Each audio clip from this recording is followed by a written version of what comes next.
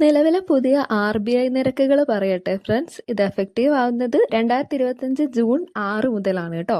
Bank rate 5.75%.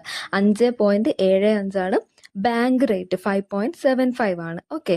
അടുത്തത് repo rate. Repo rate എന്ന് പറയുന്നത് 5.50% ആണ്. 5.50%. 5.50% ആണ് റിപ്പോ റേറ്റ് വരുന്നത്. Okay. Reverse repo rate fix ആക്കിയിരിക്കുന്നത് 3.35% ആണ്. 3.35% ആണ് reverse repo rate. Okay. Marginal standing facility വരുന്നത് 5.75% ആണ്. ഇതേ റേറ്റ് നമ്മൾ അവിടെ പഠിച്ചു. ബാങ്ക് റേറ്റിന്റെ സെയിം ആയിട്ടാണ് ഇവിടെ MSFും ഈ പ്രാവശ്യം വന്നിട്ടുള്ളത്. ഓക്കെ.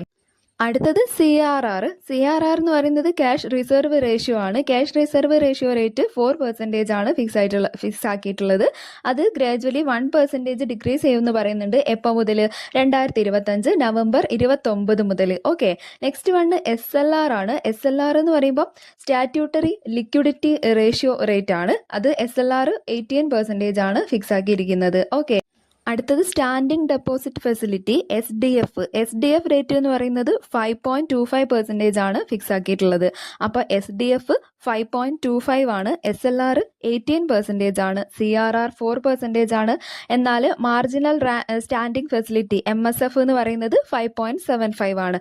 ഈ സെയിം തന്നെയാണ് ബാങ്ക് റേറ്റും വരുന്നത്. പിന്നെ 3.35 ആണ് റിവേഴ്സ് റിപ്പോ റേറ്റ് വരുന്നത്. Repo rate 5.50%. Okay friends, thank you.